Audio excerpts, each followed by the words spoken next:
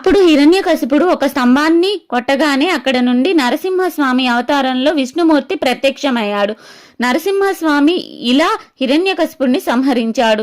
సాయంత్ర సమయంలో గడపపై తన గోళ్లతో అర్ధ మనిషి అర్ధ నారసింహ రూపంలో హిరణ్యకశిపుడిని సంహరించాడు. హిరణ్యకశిపుని సంహారం తర్వాత కూడా నరసింహుని కోపం చాలా ఎక్కువగా ఉండేది. స్వామివారు చాలా ఉగ్రంగా భయంకరమైన సింహ అవతారంతో కనిపించారు. అప్పుడు ప్రహ్లాదుడు ప్రార్థించడంతో స్వామి శాంతించాడు.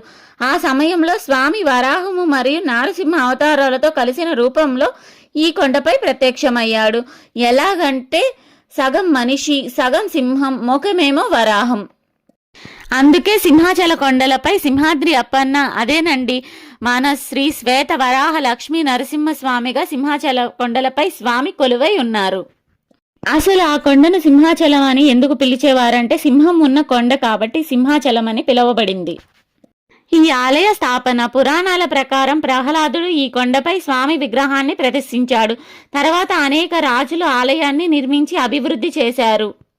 ఈస్టర్న్ డైనసిటీ, విజయనగర ఎంపైర్, ప్రత్యేకంగా శ్రీకృష్ణదేవరాయలు ఈ ఆలయాన్ని దర్శించి ఎన్నో విరాళాలు ఇచ్చినట్టు పురాణ శాసనాలు చెబుతున్నాయి.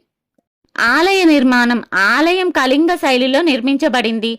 అందమైన శిల్పాలు మరియు రాతి మండపాలు ఉన్నాయి. కొండపైన ఉండటం వల్ల చుట్టూ అద్భుతమైన ప్రకృతి దృశ్యాలు ఉంటాయి. చందనోత్సవం కథ. నారసింహుని ఉగ్రం చాలా ఎక్కువగా ఉండటంతో స్వామిని చందనంతో కప్పి ఉంచుతారు. ప్రతి సంవత్సరం అక్షయ తృతీయ రోజునే చందనం తొలగించి స్వామి నిజస్వరూపం భక్తులకు చూపిస్తారు. ఈ పండుగను చందనోత్సవం అంటారు.